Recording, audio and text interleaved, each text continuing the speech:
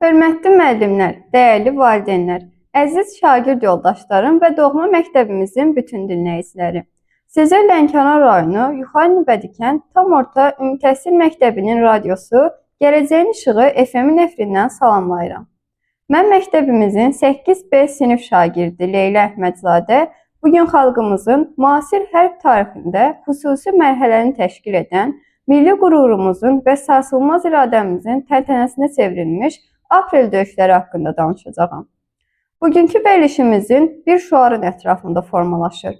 Aprel döyüşləri 44 günlük Vətən müharibəsinə aparılan şanlı yol, zəfər başlanğıcı və hərb tariximizin parlaq sərfəsi.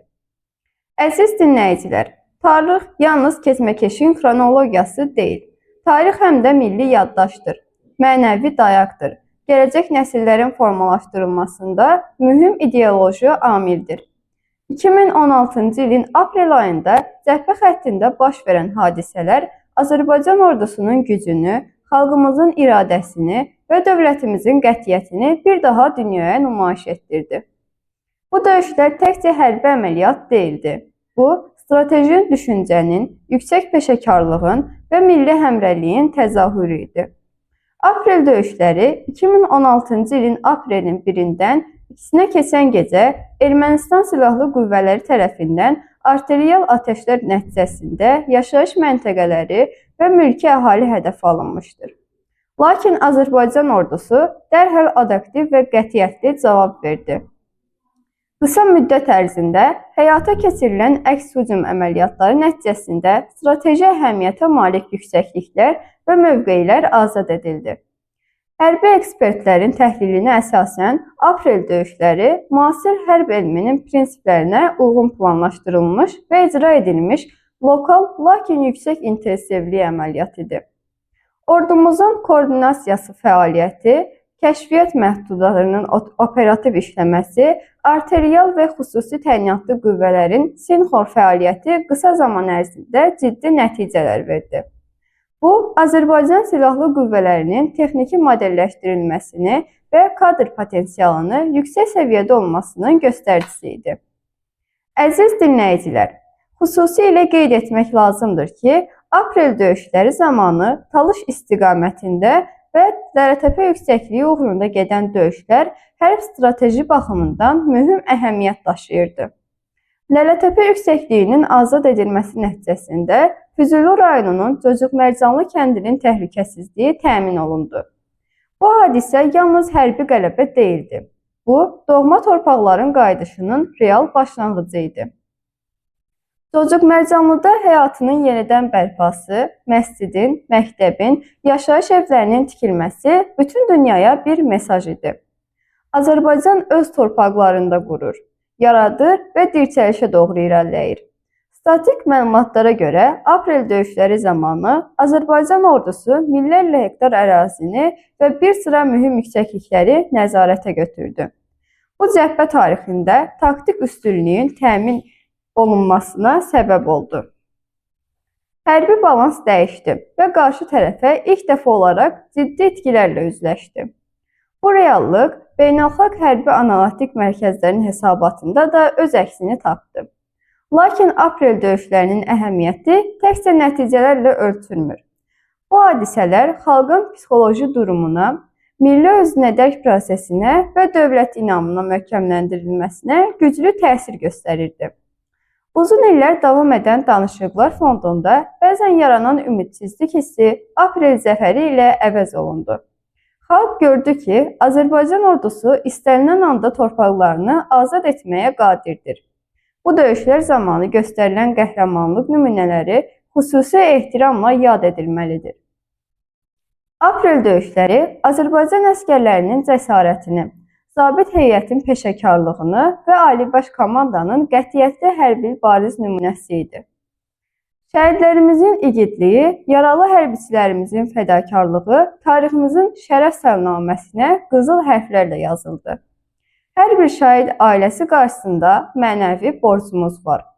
Onların övladları vətən torpağının bütövlüyü uğrunda canlarını fəda etdilər. Bu fədakarlıq nəticəsində biz bugün azad və suveren ölkədə yaşayırıq. Şəhidlik zirvəsi xalqımızın mənəvi dəyərlər sistemində ən uca məqamdır və bu zirvəyə yüksəlmənin xatirəsi kimi hörmətlə anılır. Aprel döyüşləri eyni zamanda hərbi siyasi baxımdan yeni mərhələnin başlanğıcı oldu. Bu hadisələr göstərdi ki, status quo davamlı ola bilməz və münaqişə dondurulmuş vəziyyətdə saxlanıla bilməz. Azərbaycan dövləti öz suveren hüquqlarını təmin etmək üçün bütün vasitələrə malik və lazım gəldikcə onları tətbiq etmə iradəsinə sahibdir. Bugün biz məktəbdə oxuyur, elm öyrənir və bacarıqlarımızı inkişaf etdiririk. Sabah isə ölkəmizin müxtəlif sahələrində elm, texnologiya, iqtisadiyyat, hərb, tibb və digər istiqamətlərdə fəaliyyət göstərəcəyik. Güclü dövlət yalnız ordu ilə deyil, həm də savadlı və məsuliyyətli vətəndaşlarla möhkəmlənir. Aprel döyüşləri bizə öyrədir ki, milli maraqların qorunması üçün hər bir sahə yüksək peşəkarlıq zəruridir. Əziz şagird yoldaşlarım, biz tariximizi bilməli, onu obyektiv şəkildə öyrənməli və nəticə çıxarmalıyıq. Tarixi faktların təhririnə yol verməmək, həqiqətləri dünyaya çatdırmaq da bizim üzərimizə düşən vəzifədir. İnformasiya əsrində yaşayırıq və informasiya təhlükəsizliyi milli təhlükəsizliyin ayrılmaz hissəsidir. Aprel döyüşləri zamanı da informasiya mübarizəsi paralel şəkildə aparılır. Bu, müasir münaqişələrin xarakterik xüsusiyyətidir. Bugün Azərbaycan regionunda mühüm geosiya aktyorudur. Ordumuzun gücü, iqtisadi potensialımızın və beynəlxalq əlaqələrimizin dövlətin mövqeyini daha da möhkəmləndirir. Aprel döyüşləri gücün praktik nümayişi idi. Həmin günlərdə dünya ictimaiyyəti bir daha gördü ki, Azərbaycan torpaqlarının işğalı ilə barışmayacaq. Tarixçilər və hərbi analitiklər qeyd edirdilər ki, Azərbaycan döyüşləri lokal xarakter daşısa da strateji nəticələr baxımından geniş miqyaslı təsirə malik idi. Bu, münaqişənin hərbi həll variantlarının real olduğunu göstərdi. Ordumuzun qətiyyətli mövqeyi danışıqlar prosesində təsirsiz ötüşmədi. Əziz dinləyicilər, bugün biz azad edilmiş torpaqlarımızda aparılan geniş miqyaslı bərpa və quruculuq işlərini qürurla izləyirik. Yeni yollar, hava limanları, yaşayış kompleksləri, məktəblər, xəstəxanalar tikilir. Bu, dirçəlişin başlanğıc nöqtələrindən biri də məhz Aprel döyüşləri idi. Çünki həmin günlərdə azad edilən hər qarış torpaq gələcək zəfərin müdafiəçisi idi. Mən inanıram ki, tariximizi dərindən öyrənən, dövlətçilik ənənələrinə sadiq, intellektual səviyyəsi yüksək olan gənclər kimi biz də ölkəmizin ətrafında mühüm rol oynayacağıq.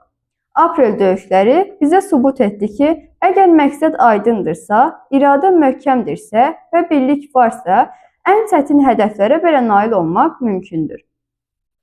Bugün biz şəhidlərimizin xatirəsi qarşısında baş əyir, qazilərimizə möhkəm can sağlığı arzularıq. Onların göstərdiyi qəhrəmanlıq gələcək nəsillər üçün örnəkdir.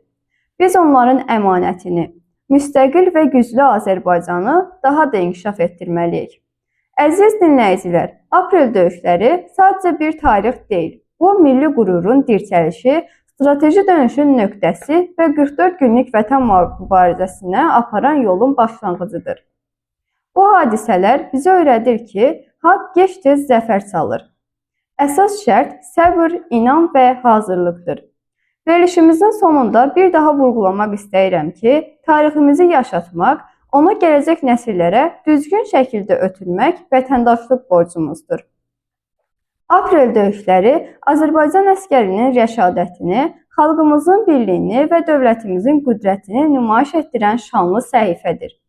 Mən məktəbimizin 8B sinif şagirdi Leyla Əhmədzadə Gələcəyin İşığı FM radiosunun bugünkü efrini burada yekunlaşdırıram.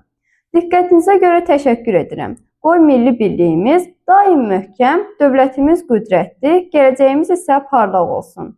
Sağ olun. Növbəti efirlərdə görüşənədək.